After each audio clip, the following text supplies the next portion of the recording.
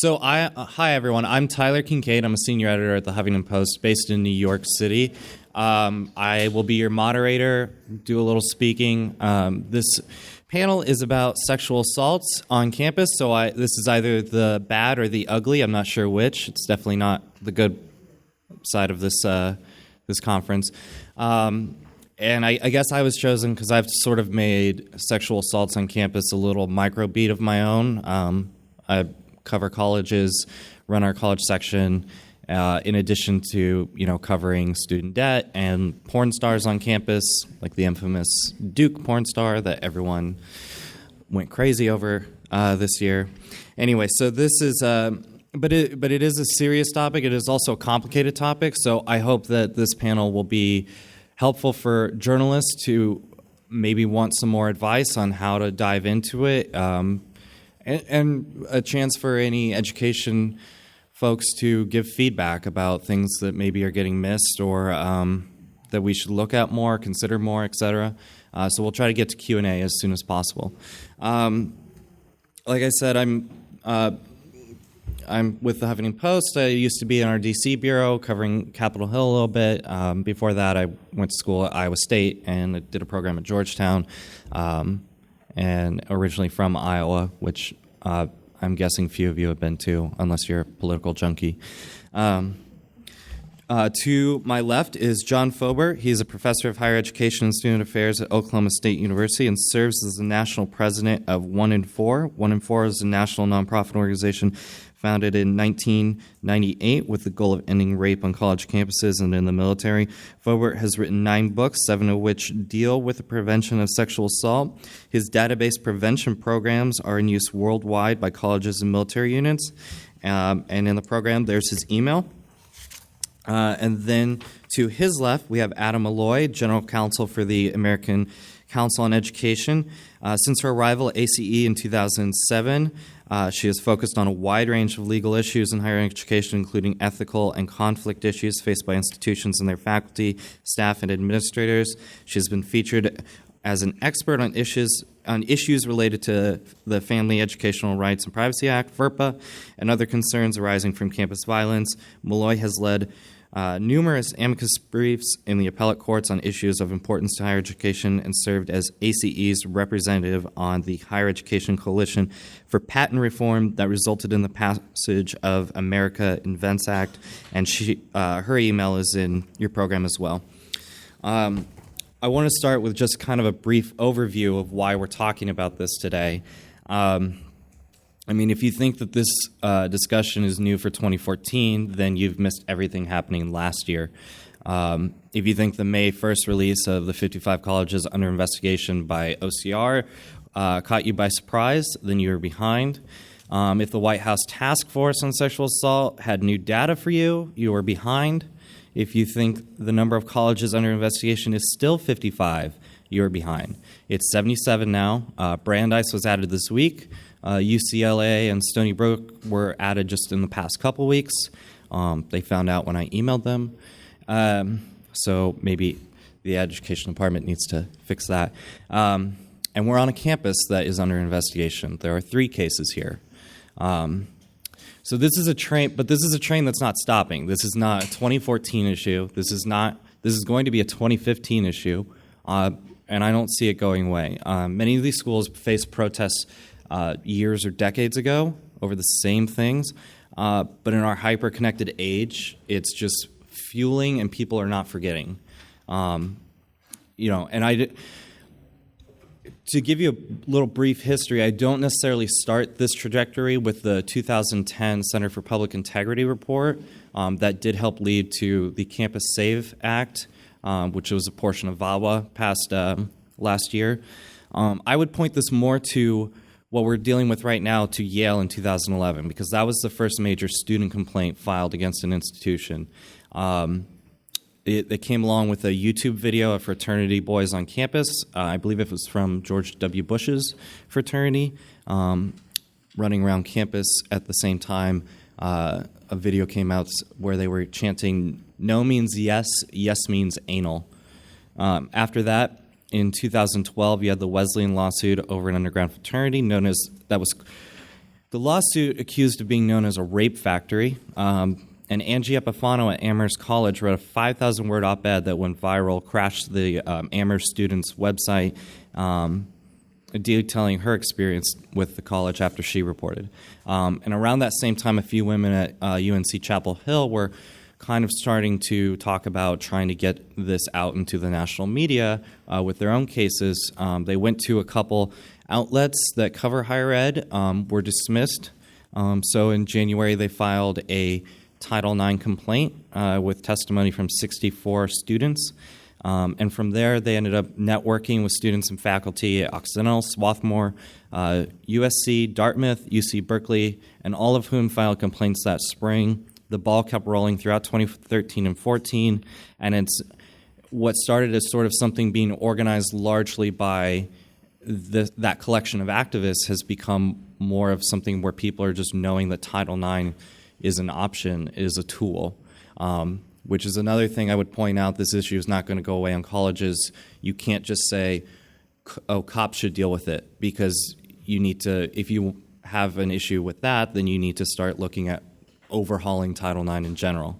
But let's take a step back to 2012. I think that another thing to keep in mind is that this kind of happened in a perfect storm. In 2012, there was a man known by Todd Aiken who gave us the phrase legitimate rape.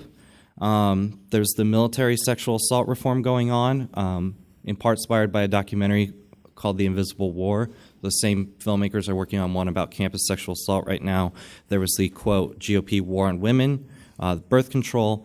This all was just like, I think, a perfect storm of what was happening in our politics, making Mad Men seem more of a recap of this week rather than a recap of a week 40, 50 years ago.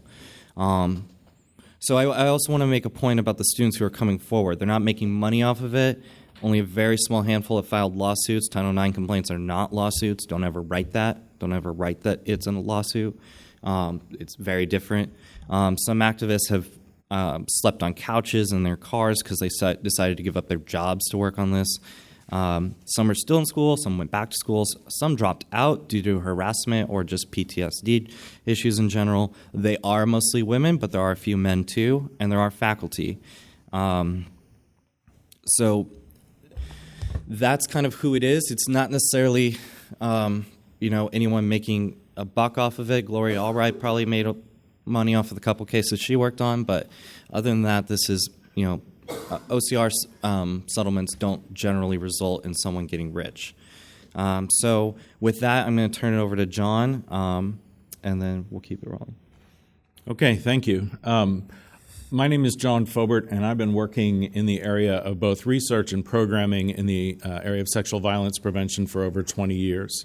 And my current dual role is as a professor of higher education and student affairs at Oklahoma State University, where I teach in the areas of college student development, gender-based violence on campus, and critical issues in higher education. And then I also serve as national president of an organization called 1 in 4. 1 in 4 was founded in 1998, so we too have been around for quite a long time.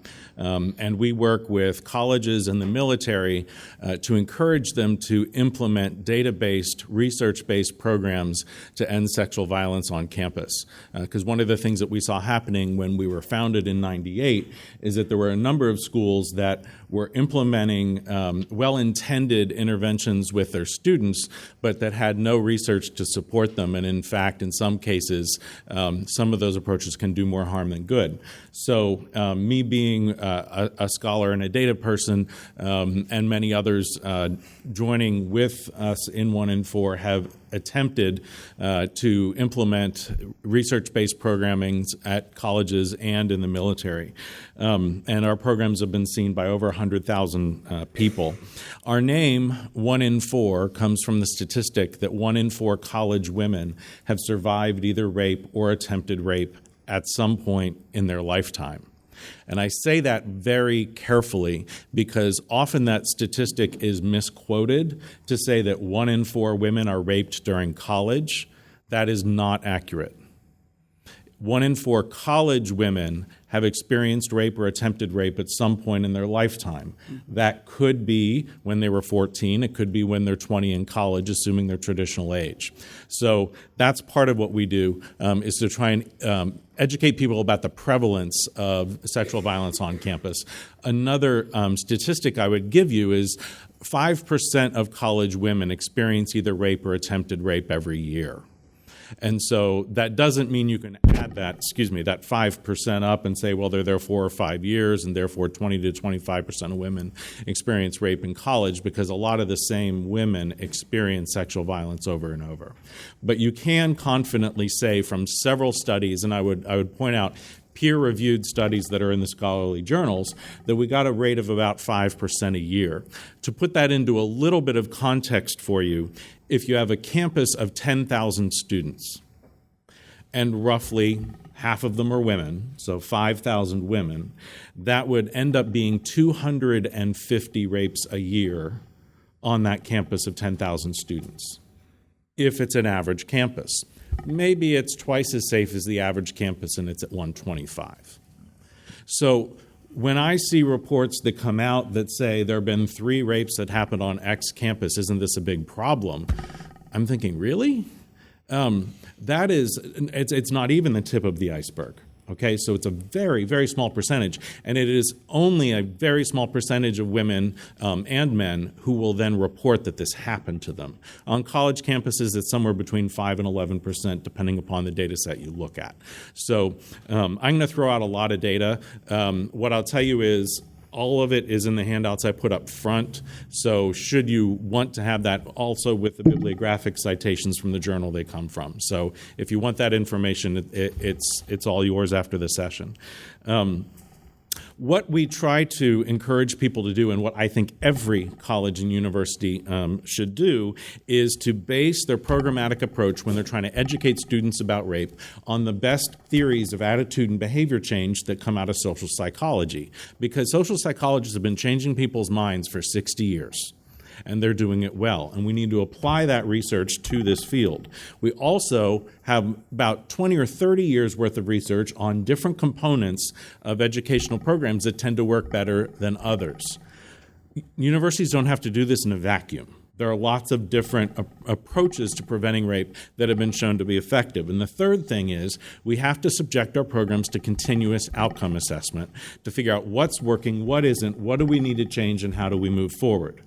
Now, I've followed that method with 2 programs that I've written, and I'm horrible at naming programs. I'm horrible at titles. So my program for men is called the Men's Program. My program for women is called the Women's Program, because I need someone who will do a headline. So maybe y'all can help me with that.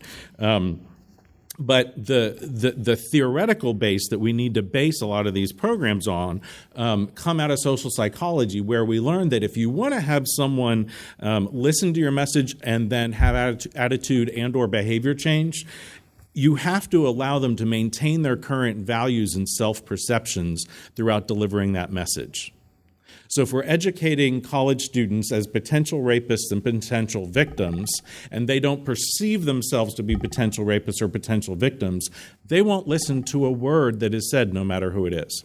So we have to find a way to connect to them. How can we connect to men?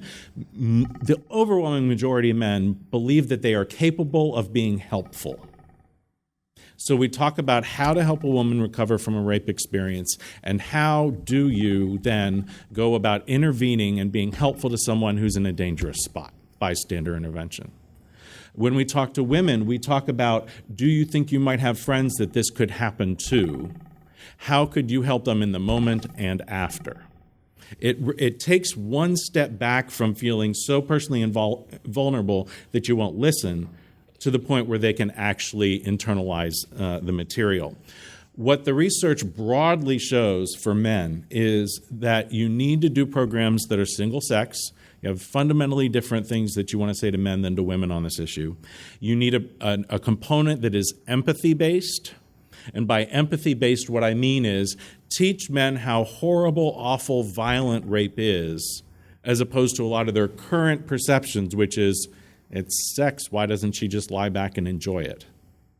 I'm not trying to be crass. I'm trying to say what I hear them say.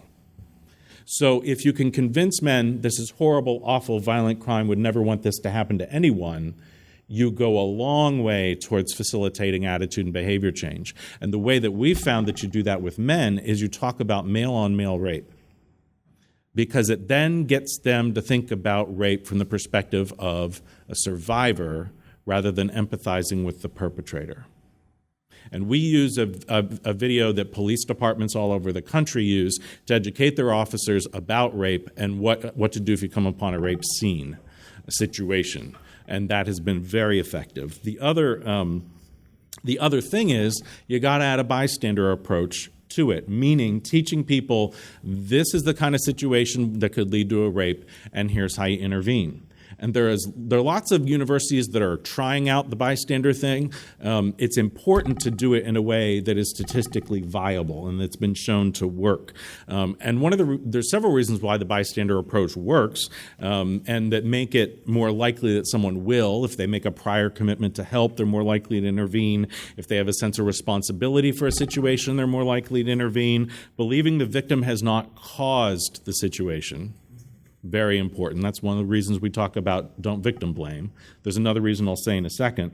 Having a sense of self-efficacy for what to do if this happens, see others modeling bystander behavior, and then finally perceiving that survivor or potential survivor is a member of your own group.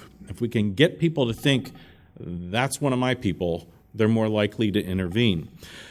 The outcomes of 20 years worth of research that we've done on my two very poorly named programs have shown that fraternity men, who are the highest risk group on college campus, 3 times more likely to rape, fraternity men who see the program commit 40% fewer acts of sexual violence after seeing the program. We also found that whatever they do after the program is 8 times less severe than what untreated men will do. And we also have 2-year follow-up data showing attitude and behavior change. Also have data on increased bystander intervention. For women, what we focus on is some interesting lines of research have shown that the more that a woman can recognize the dangerous cues, both in a situation and with an individual who may be a perpetrator, the better they are at figuring that out, the less likely they are to commit, or the less likely they are to experience sexual violence. So we focus on educating women about this is what perpetrators are like, this is what their behaviors are, these are the situations in which they operate, and, importantly, if you see one of your friends around a guy like this, help her get away from him. Because if we say, and if you're around a guy like this, get away from him, it's too ego-threatening. So we take it one step back, the information still gets through.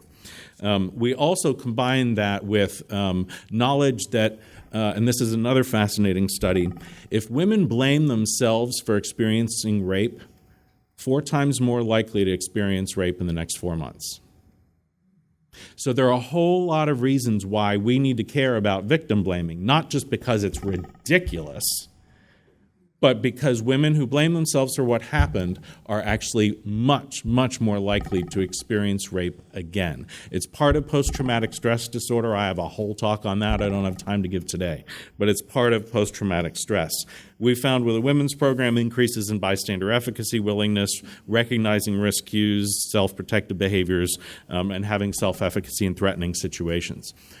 I think the more interesting part of today is going to be Q&A, so I'm going to keep this short. What I will say to you, and the one thing that I hope you will remember, is that when people cover stories about sexual violence on campus, they often focused almost exclusively on the human element.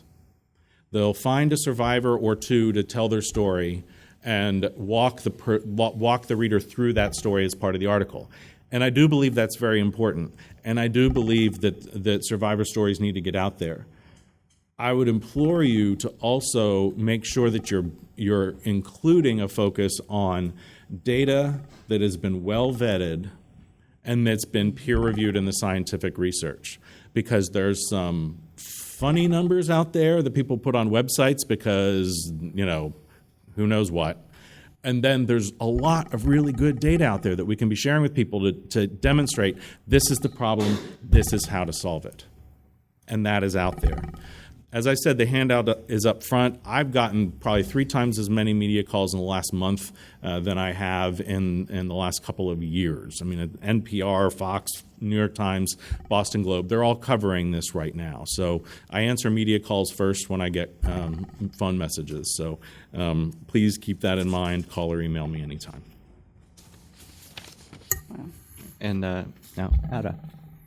Well, thank you very much. That was really very interesting and insightful, John, I think. And I really appreciate how carefully you tried to lay out the statistics, because it does drive me a little crazy to see the way the statistics are bandied about, not necessarily by any of the good reporters in this room, but even by the highest officials of our government sometimes. And I think it really does a disservice to everyone to be using such inappropriate statistics so loosely. And I really appreciate the efforts that you're making and the importance that you're putting on this topic, because it is indeed one of the most important troubling topics on college campuses today. The leadership of the institutions are all very, very concerned about this. I was asked to go over a little bit of the legal aspects that you might not be that familiar with, and I'd be happy to do that, but I'll try to also keep it short because I think questions will be the most useful part of the presentation. So Title IX was passed in about 1972, and essentially it says that colleges and universities in their education programs can't discriminate on the basis of gender. That's the nutshell of Title IX. It early on became focused on athletics. I don't know exactly why that happened, but certainly for about the first 20 years, that was what everybody talked about. Were the girls' teams getting the same kind of support as the boys' teams? And that was where colleges were concerned about being caught by OCR, or the Department of Education, and that's what they were focused on. And that's why, to this day, once in a while, you would have seen a Title IX coordinator in the Department of Athletics, because they were trying very hard to deal with the very complicated structure that the OCR had put up for how to measure this fairness between the athletic teams. There were several different ways that it could be counted, and depending on how you did it, you might be on what was then kind of the Title IX list as opposed to what it is today. The Clery Act was passed in 1991, and I'm sure you mostly know that this was because of a terrible tragedy at Lehigh University some years before that. And it is basically a count the crimes and report the crimes law. It is very different from Title IX, and they only recently really with the VAWA passage, the amendments in the Campus Save Act has the complication and conflict of the laws come into focus. And it is something that's very hard to articulate in an understandable, non-legalistic way. But they are two very different laws, and they are hitting up against each other sometimes. And it's causing some issues in the way we explain these things and how also the government looks at them. And finally, there are the state laws that are coming out now. The most calls I've had from the media in recent times has been about the California consent law. And I think we'll see others coming down the pike. I believe North Carolina had passed a law that people involved in the proceedings had to be able to have attorneys. And we don't know, I'm not able in my role at ACE to focus on all 50 states and what's going on with their laws, but I hear about them from time to time, and I think there are probably more coming down the pike, largely because of the storm of interest in this topic that Tyler started off with. It certainly is there, and it isn't going away. Unlike a lot of other legal issues that you deal with, there really isn't any significant difference here between the public institutions and the private institutions. And that's a place where, lawyers like me can get very involved in describing the nuances of these differences. But there's virtually no difference here. The same laws really impact both the publics and the privates. The other sort of legalistic part of this is just understanding how the laws work. And of course, I think most of you probably went to institutions where you learned these kinds of things, but there's the Constitution, there are federal laws, and then there are regulations. Regulations usually are issued by the various agencies after a notice and comment that's required by the Administrative Procedure Act. And then there are guidance issued. And this is where things really got going in this whole sexual assault area, was when the Office for Civil Rights of the Department of Education in April of 2011 issued the Dear Colleague letter. And that is guidance that is issued without any consultation, certainly no formal consultation with the stakeholders that might be affected by it. It's issued by the department kind of on its own initiative and with its own views of the situation. And that's an area where we think that there has been a lot of difficulty because of the fact that the department chose to move in that direction and not to go through the appropriate administrative procedure and get some comments from the field before they issued their guidance. Another thing to keep in mind is, while indeed some of the issues involved in this whole sexual assault area are extremely serious crimes, and there is a need for the criminal justice system to get involved, that colleges are very different from the criminal justice system. Most colleges don't have an in-house lawyer. As some are very privileged. I know here they have excellent in-house counsel here at SMU and at a lot of other institutions that you may have gone to. But in reality, many schools don't have any in-house lawyer. They sometimes rely on a local lawyer who doesn't ever really deal in these higher education legal issues, and they can become very confused and frustrated by the complexities that are faced. Colleges have grievance procedures, and colleges have disciplinary procedures, and often they are quite different. They are theoretically different in what they mean, and this is confused in some of the guidance and regulations and the proposed legislation. A grievance procedure is something that you institute against the institution when you feel it has not followed its own procedures, or sometimes those procedures could be laws that the institution also is to follow. A disciplinary proceeding is when the institution needs to bring forward whether an individual has violated the procedures, the rules and policies, the conduct codes of the institution. And they're two very different things. And it is not really, in these cases, as it is often portrayed, the victim against the accused. It's a very different kind of setup that institutions have. It's not a civil lawsuit. It's not a criminal lawsuit. And so that's a place that you need to be careful in paying attention to what you're hearing from the institution or from the individuals involved. And institutions have policies. And usually institutions devise these policies through various procedures that are closely watched and highly respected by the members of the institution. And those members of the institution are the students, the faculty, the staff, the administration. And it's not a simple thing often for an institution to change a policy. So when they are approached with, why hasn't your policy changed yet, it may well be because they're going through a very careful and thoughtful process to try to revise the policy. On the other hand, I know that institutions have made revision of their policies in this area a top priority, and sometimes they are rushing to get them done because of the attention that's been focused on this issue. They don't always get it right the first time. But I think when institutions learn about problems with their policies, they do reach out to try to correct and change them. So please also try to be careful in how you describe the institutions and what they're doing with their policies. Another issue, legal issue that's very involved in all of this is FERPA.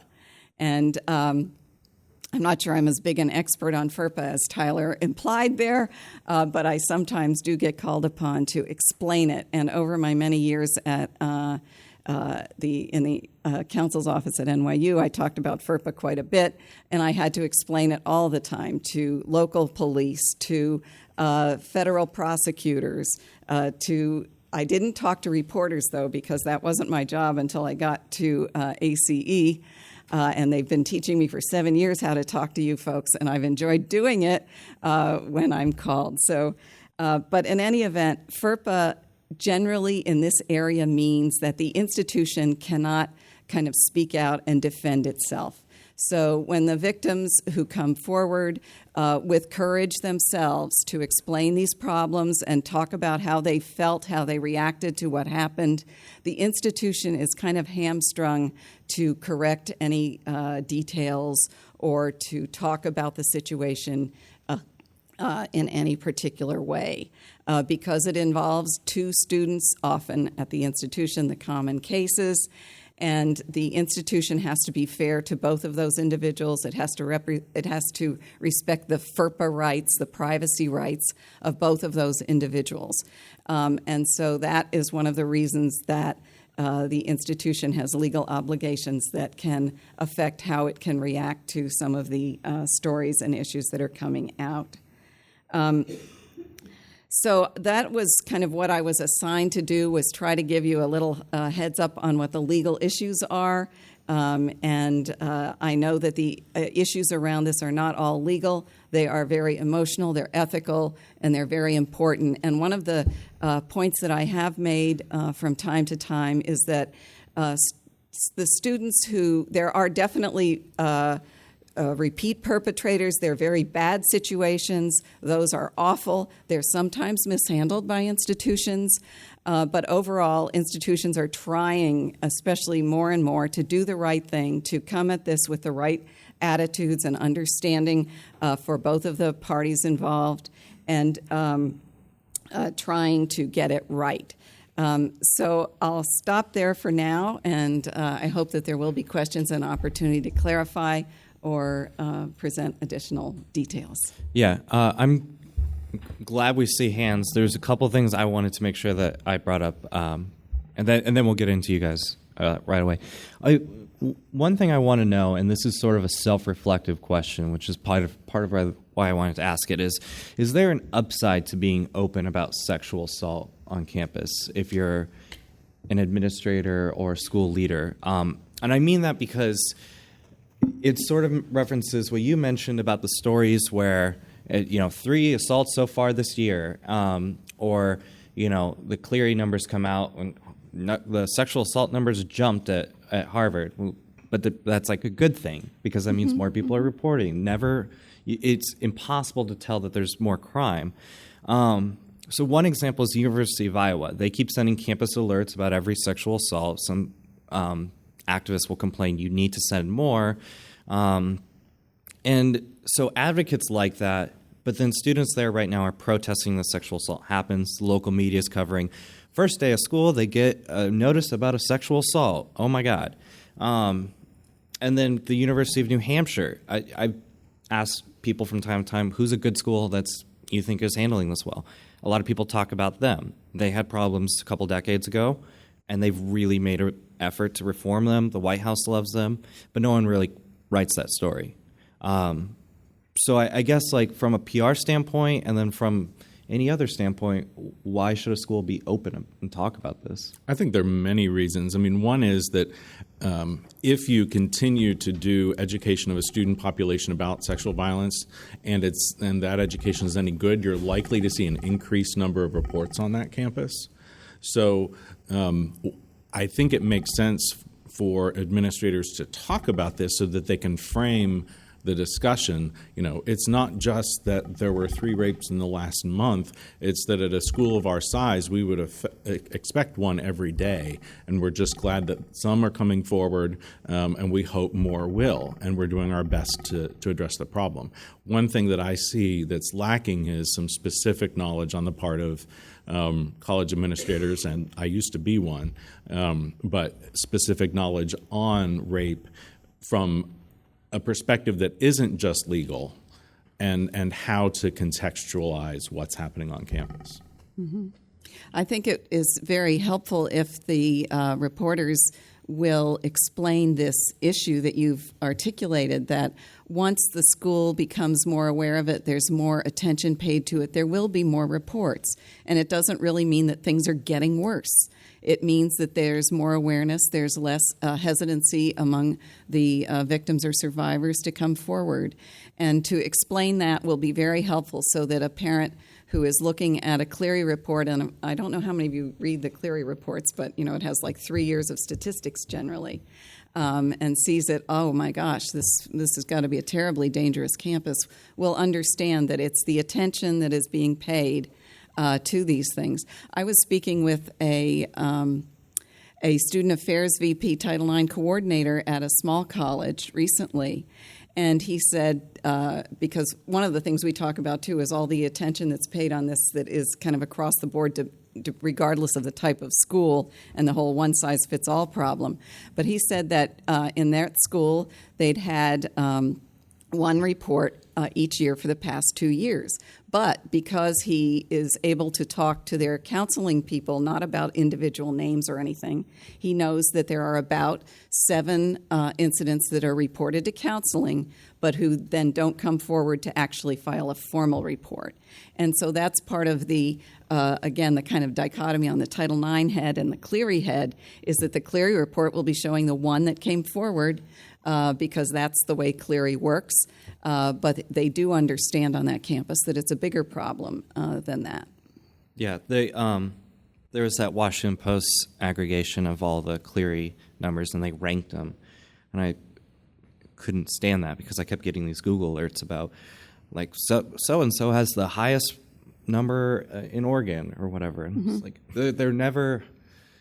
If there's one thing I want to stress is any local reporters, don't run those stories like that you're in the top 10 nationwide. Well, that's a good thing. NPR had a headline not too long ago, like, rape reports are going up, and that's a good thing. Another thing I want to ask, and this sort of gets into Clery and FERPA, is one of the components of the legislation introduced by the bipartisan group led by Senators Gillibrand and McCaskill. It didn't get a lot of attention when that bill was dropped, but it would require colleges to disclose their disciplinary numbers for cases of sexual assault. A few do, but very few. And they're mainly, as far as I've seen, Ivy League schools, Yale, Dartmouth, Brown, I can think off the top of my head.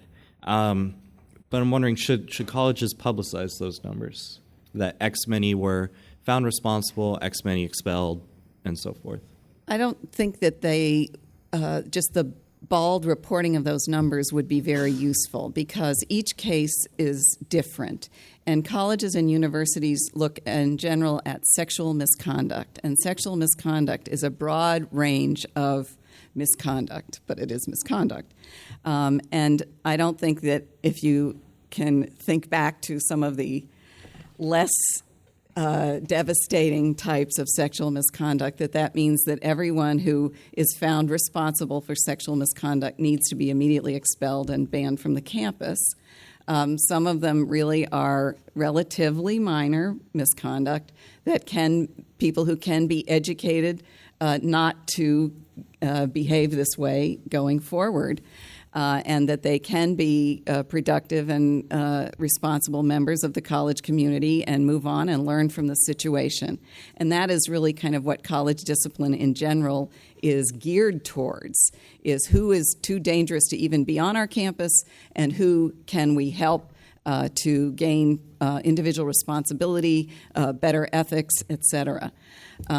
So I think that just publicizing those numbers without the context is likely to be confusing to people rather than helpful. I'd take a slightly different approach to that question. I think it would be helpful to publicize those numbers in the aggregate, whether that's on a semester or a yearly basis. We want to make sure that we're not violating the confidence of any individual in doing so. So obviously not mentioning names. So if there are few reported, one might want to do it more on a yearly than a semesterly basis. But I was an administrator at a university that forced women into mediation processes rather than having them go through the conduct process. And when they actually did go through the conduct process, most of the time the perpetrators were found not responsible. And having sat in those rooms for 12 hours with the survivor and then end up with a not responsible finding, to me at the time wasn't surprising because the system was corrupt from my point of view.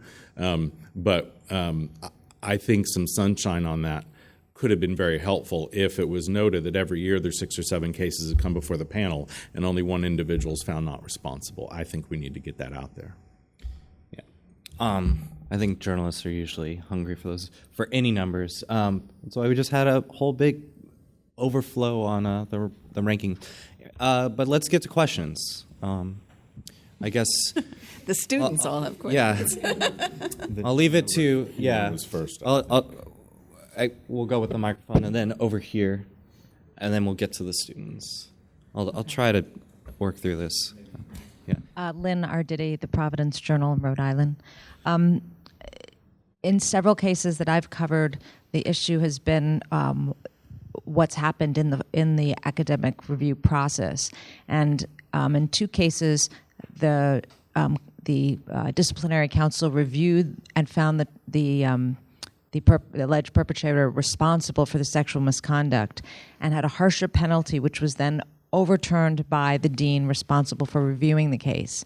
And I'm wondering, and I have no data on this, about how common that is, and how can we possibly tell, have any window into this administrative process without having the kind of data that that you're talking about, not allowing us to see. How do we know whether there is something amiss in the administrative procedures if the board generally is viewing them responsible and then that decision is being overturned? And what institutional interests might it be reflecting? Well, that institution has made a decision to handle these cases in that way. If it is constantly having the dean overturn the panel, they probably need to be looking at what kind of system they've developed.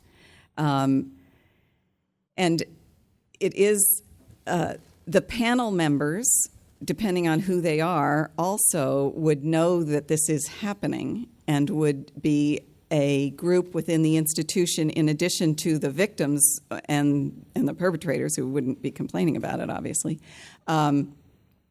who would be able to shine a light on this and try to get some change within the institution if that was a repeated problem. So, again, it's not necessarily something that has to go on outside the institution if it can be handled within, which is, I think, desirable. But it's unfortunate if that's not getting corrected, if it's a repeated problem. Hi, I'm Scott Travis at the Sun Sentinel in Fort Lauderdale, Florida. A lot of times when I've heard about the cases involving a lot of these sexual assault cases, a lot of them have a very similar narrative that they tend to be a traditional college and an athlete or a fraternity member, usually a male that is allegedly sexually assaulting a woman. I was wondering a couple of things. One is I cover a lot of non-traditional schools. I don't have a traditional, Harvard or even University of Florida in my area of coverage. So I was wondering, do we know about sort of non-traditional colleges, like maybe community colleges or ones that don't have your traditional college life? Is this a problem there, and are they addressing it? And I guess also another question would be involving the LGBT community. If given that that would be not as clear of do we know if there's been any research on that population? And also, given that there's not likely to be a distinct difference in the gender between the perpetrator and the victim, if that would require a different type of training? Thanks. Your first question is institution type tend to make a huge difference. And the data that I've seen, not a big one. So it still does happen on your non-residential colleges. Certainly your social environment may be much different, and some of the situations in which rape tends to occur may be less common. But the studies that have been done that have found, for example, the 1 in 4 statistic, have surveyed students on every type of campus throughout the country. So that there hasn't been a difference there. Some of the research that I've seen in the LGBT community, particularly among gay men, is that they're more likely to be sexually assaulted than heterosexual women. So essentially the rate of rape among men who have sex with men is higher. The studies, though, tend to be less broad, so you might find it on 1 campus or 2 campuses rather than the nationwide studies. And I believe lesbian women, it tends to be a little lower, but I would want to look that up before I was quoted. With LGBT, I know in some of these complaints there have been male or LGBT survivors in them, but they didn't want to be part of the public narrative, so they've held back. And part of what I've heard, and this to an extent extends to persons of color as well, is that because they already feel like they're in a marginalized community, they feel like if they go public, there'll be more pressure against them. Like, we already have it bad enough being LGBT on this campus. Why are you going forward and making it sound worse? So I've always tried to be sensitive to that, but still try to tell those stories. So I would just keep that in mind, that sometimes it happens, and then if there is an issue, there's that extra pressure working against them. And as far as the non-residential community college, they tend to have a much older student population, and often they are not interacting very much with their classmates because they're working and they're coming and they're going. So oftentimes it isn't the same 2 students that are having these issues. One of them could be a non-student, and there really isn't a lot that the institution can do about a non-student if they are the perpetrator. And so this has gotten more involved with the whole domestic violence, dating violence, and stalking that came in with the VAWA amendments. So it is complicated. Also, as opposed to the 1 in 4 statistic that John was talking about, the 1 in 5 statistic that's out there that the federal government has bandied about, I think does come from a relatively small study of 2 campuses, and didn't involve a community college. So I have confidence that John's statistics are better than what that was. That was a 2007 study, but it didn't involve community colleges. Well, so do you think then that the fact that they go to a community college is irrelevant then? It could just be that people in general, maybe 1 in however many get sexually assaulted. Well, the CDC actually just published today or yesterday, maybe late yesterday, I assume, since it's government, new research based, again, on 2011 research, but new findings that 1 in 5 women at any point in their lifetime are going to experience sexual assault or sexual violence or attempted violence. I just saw that before we came up. That sounds low to me, and honestly, I don't trust the CDC in this issue, and I can get into that if people want me to. Yeah. My point was just that it happens at any age. It's not. Yeah. Oh, yes, definitely does. And that is also another thing, is it's part of the culture that it's not just exclusively colleges, campuses, true. But it does tend to pop up more, at least gets more public notice on campus. Yeah, I mean, if you want to understand the swine flu, go to the CDC. But if you want to talk about rape, let's go to the Department of Justice or Department of Education. And also, I mean, the other point I meant to make before, and I dropped it somehow, is that students arrive on our campus with these inappropriate behaviors and lack of respect for other people. And I really think that it is important to try, as they have done a lot more with drugs and alcohol, to get to students at a younger age, and even in middle school, to start teaching students don't manipulate other people, respect other people. Even in preschool, they have sort of the "this is my own body, don't touch it" kind of teaching. Yeah. And really that needs to be focused on more earlier so that people will not have this red zone that they talk about when they suddenly arrive on campus and mom and dad aren't there to watch everything. Yeah, tell your K-12 colleagues to go do Definitely. affirmative consent training in high schools. Let's get the questions. We want to get the students too. But I guess the microphone's there. Sorry, Students quick question. next. I definitely don't want to be inflammatory, but is there research, non-fraught research about alcohol and incidents of sexual misconduct, or is everyone just too scared to even say it because it upsets people? No, people aren't scared to say it, and there's some good research and data out there. I mean, most of the incidents on college campuses, this is not a newsflash. Most of them involve alcohol. The thing is that we can't blame alcohol for being the problem in terms of why sexual assault happens on campus in and of itself. But many perpetrators will use alcohol to lower the defenses of a potential survivor, and so it is very relevant in that sense. But yeah, I have a few specific numbers, but yeah, especially on a college campus, most of them are going to involve alcohol.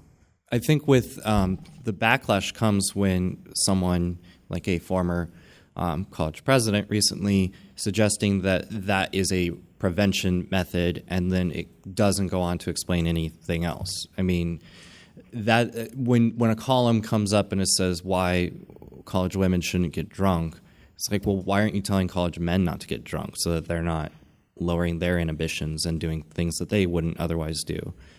So I think just from a media standpoint, I see that as being what we look at and go, well, that's something we should highlight, that so-and-so just said that.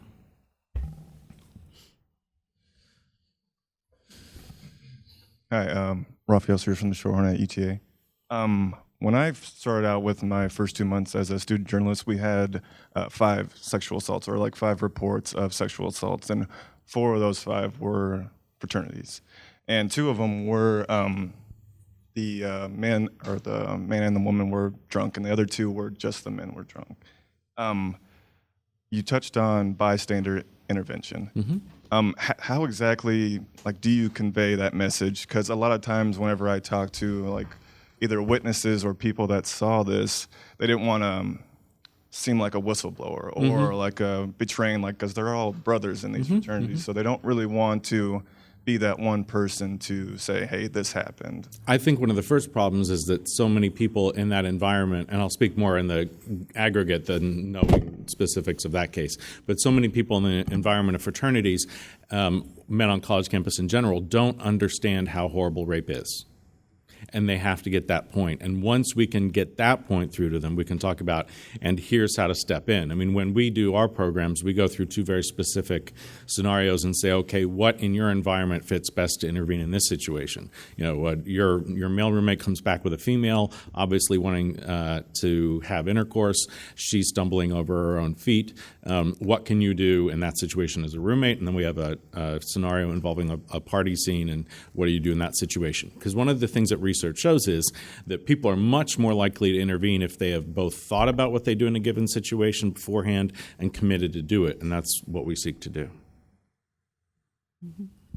Okay, I'm Kenny Koss with the Shorthorn. I'm the fraternity and sorority life reporter actually this semester, so he kind of touched on it, but is the camaraderie the only reason why are fraternity men 3 times more likely? Is it the type of person that's joining those groups? Is it all just the uneducation, or and is it the secrecy within the group? I guess is it all that kind of going? Let me throw a bunch of numbers at you. Okay.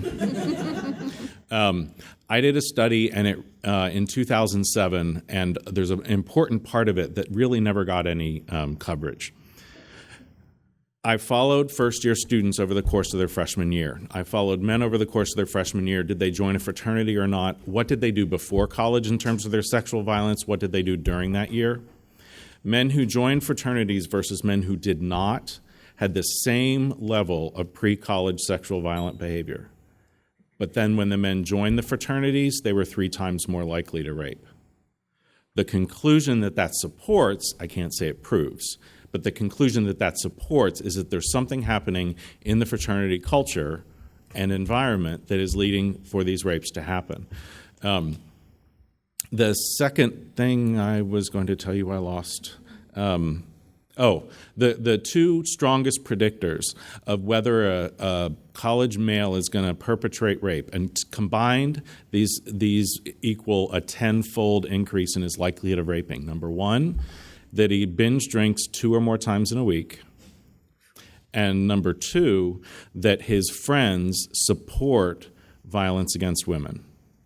And there are multiple ways that men support violence against women that are either overt or covert. But, oh, yeah, man, why don't you just go sack that bitch? I mean, they that sort of language, and or having a party where there's some designated rooms where, okay, when the girl's ready, that's where you go. So those sorts of things are more likely to happen in fraternities. Not every one, not every chapter, but they're more likely in the aggregate to happen there. And I would just know, as we get the next question, is one thing that has been, for Dartmouth, for example, where it's a very heavy Greek scene, one of the concerns is that, and this is not just specific to them, but is that if the social scene revolves around Greek life and the fraternities can have parties and everyone can go there and get hammered, but the sororities cannot do the same thing, then you're creating an atmosphere where it's a male-controlled environment with male bedrooms upstairs as opposed to sororities. So that's something we were just talking about this week in our newsroom, me and some colleagues, why aren't sororities going to change that? And are any of them interested in changing their policies so that they can have parties and have it on their home turf? That's just something to explore. I don't know about research, but that's something that interests me personally. Looks like over there. Yeah, Jake New with Inside Higher Ed.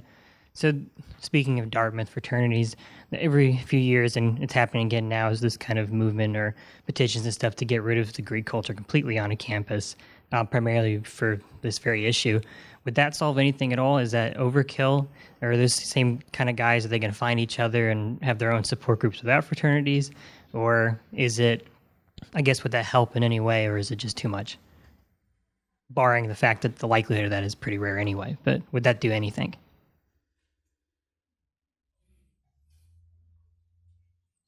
I'm leaving it up to you two. It would be my short answer, but I don't think we know. I think that part of what happens in fraternities is that you have a house that is either on campus and is campus property or is right next to campus. Usually they have houses where a lot of this behavior can occur, and that tends to be unmonitored by police or campus authorities. I think that's what is likely the environmental element that's leading to so much of this. If a college decided to ban a Greek system, they're still going to get the same people entering a campus. There may be fewer situational opportunities to commit rape, but at the same time, you could then get some problems with underground fraternities, underground clubs of this, that, or the other variety, and you have no influence on them at all. Whereas a university does have some influence on a fraternity or sorority in terms of putting them on probation, revoking a charter, saying you got to start all over again, that kind of stuff. It's the underground stuff that worries me even more. So I would argue both sides of that coin. I'm not a strong proponent of eliminating Greek systems, but I think under certain circumstances it could make sense for an institution. But that's not the whole problem. Looks like we got a question right there in the middle. Oh, yeah, with the microphone. Hi. Lori Crouch with Education Writers Association. I've read studies that something like 10% of college men are repeat offenders and commit most of the sexual assaults. I wonder if you could comment on that. Sure. The study you're referring to was done by David Lisak, and his colleague was Miller, and it's in 2002.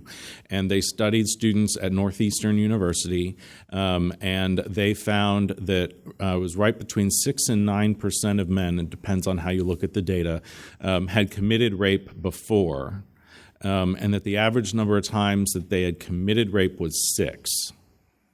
So they make an argument from that there's essentially a serial rapist issue in that you have, roughly 1 in 12 men who have committed rape. They've done it before. They'll probably do it again. And I have confidence in that study to the degree to which it was conducted well from a methodological standpoint. I'm a little a little concerned about the generalizability because we have one campus. One of the things I can tell you but can't tell you much more, as sort of a teaser, there's going to be a new study coming out that's nationwide that talks about that issue from extremely well-reputed researchers. I'm not one of them, but one of them told me, get ready for this to come out, it's going to be big. And the number is higher than 6 to 9% of men who rape on college campuses, and it may not just be a serial rapist issue. But that, I hope, will come out within the next year. And was it limited to rape or attempted rape? Do you know? Both. Both, okay, because I think that's always important to know. Yeah, a lot of the criticism about the 1 in 4 and 1 in 5 stats is they immediately jump from rape and attempted rape or attempted sexual assault, which could cover a larger type of behavior, to 1 in 5 raped. Yeah. Then they try to pick apart the statistics from there, and it's a whole other thing. Another questions? Right there. Thanks. Is there any study about or research done about how many of these occur in groups, as in with more than one man being the perpetrator? And can you talk about a little bit in terms of, we're talking about fraternities, whether it's football teams, we've seen several players, the group kind of psychology of what happens in these cases? That research is old. It was done in the early 90s, essentially showing that I think it was roughly 50% occurred in fraternities, 40 to 45% in athletic teams, 5 to 10% elsewhere. But given that that's the early 90s, that's data that's way too old. There aren't many people these days studying gang rape. I don't know why, but we just don't have a lot of that data. Sometimes you'll see studies that will ask if there's more than one perpetrator or not. That tends to be the minority of cases, but yes, it still happens. Hello, Hannah Floyd with the Shorthorn. During a Title IX training at my university, I had a police officer say, show me a university police chief that says there's no sexual assault on campus, and I'll show you a liar. This being said, and with our previous discussion, should we put more scrutiny on those schools with very low sexual assault numbers? I think, yeah, that's with those media headlines that drive me nuts. I think those are the ones you want to look at. The ones, I think there was a huge number in that Washington Post aggregation that showed like half of them or something close to that were reporting 0. That's what you want to look at and ask why. Mm-hmm. And then, I think one of the things that journalists are doing is they see this national attention and they see a single assault occur in their community, and they immediately start looking to see if there's any major problem or scandal going on their campus. And you can't just assume that just because one happens. But it is worth sniffing around if there's not many. What was that? Yeah. Right, but dig. Don't just. I caution against the headline that tries to tie it into the national dialogue. It's worth digging more to see what's there. Ask those questions. Yeah. More questions? I think it's just trying to get over there. Yeah.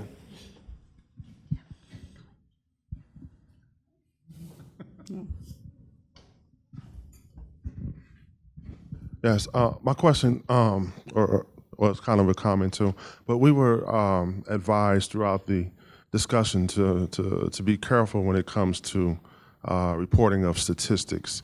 But I would offer that an equal amount or even greater amount of caution should be exercised by those who give us the statistics.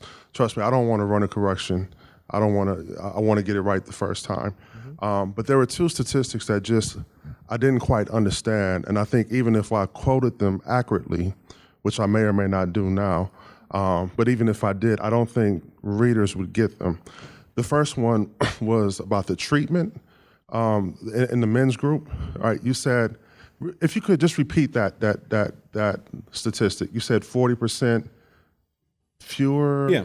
Among men who see the men's program, the high-risk men, for the fraternity men, when you follow them a year out and compare them to a control group, the men who have seen the men's program commit 40% fewer acts of rape or attempted rape than the men who are untreated. So they still rape. Yes. They just rape less frequently. Yes. Because that would There's a seem like part two to that, though. And actually, I misspoke. Not rape or attempted rape, but all kinds of sexual assault. The fraternity men, though, who saw the program, the most serious thing that group admitted to doing was unwanted touching. There was no rape or attempted rape in the program group. In the control group, I believe the rate of rape was 10%. All right. And then the other statistic that I couldn't quite get my mind around was this the one that says a woman who blames herself is, however, more likely to become a victim again. Mm-hmm. And if rape is perpetrator driven, how could that be? To me, I would just offer this, is that it seems like when we're dealing with statistics, two things would be helpful. One is like the source, mm-hmm. like where does it come from? Mm-hmm. It's probably helpful to give it to us in writing, mm-hmm. As opposed, because if we just quote what's said, it's just better to do it with writing. I understand. It's then, all there. Yeah, and then the other thing and is sourced from the scholarly journals. Right. I mean, I think yes, rape is perpetrator driven. Perpetrators look for certain characteristics in the survivors they choose. And when someone is in a state of trauma, their defenses are weaker. And if they're blaming themselves for that trauma, that can essentially send, and this is going to sound esoteric, but send a vibe to a perpetrator that you have a soft target. All right. Yeah, so that kind of makes the other point that I was going to add was, in addition to the source and then giving the statistic in writing, it's probably also helpful to state at least what you believe to be the implication or the inference of that statistic. So thank you. By the way, there was a new study I got emailed last week from the University of Buffalo about prior victimization being a predictor of future victimization. That was pretty interesting. I haven't had a chance to write about it, so go ahead, everyone, scoop me over here. Sorry, Kenny again with the Shorthorn. So you have all this data over here, and I'm sure it's very sound, but we're dealing with like a really private matter. Mm-hmm. So how can you be certain how accurate the data is, how much worse or how less worse it may be? Mm-hmm. I guess that's a question. It's kind of a broad question, but how are you sure what you're looking at is accurate with such a private matter? The perpetrator is definitely not coming forward, most likely, and the victims are rarely coming forward. So where are you getting this huge pool of numbers from such a small sample? We those of us who study human behavior have been doing this for a long time. And one of the things that we learn to do is to test out our surveys for first reliability and second for validity. Does it consistently measure what it's going to measure, and is this actually accurate or not?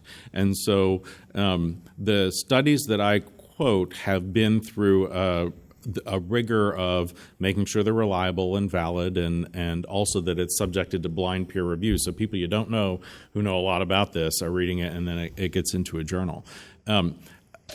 Men do admit to committing sexual violence on an anonymous survey. I doubt they would do that if we interviewed them one-on-one. And many women do say this happened to me on given surveys. One of the things that gives me confidence, and at the same time a little bit of dread, is that the rate of sexual violence on college campus on study after study after study has been consistent since 1987.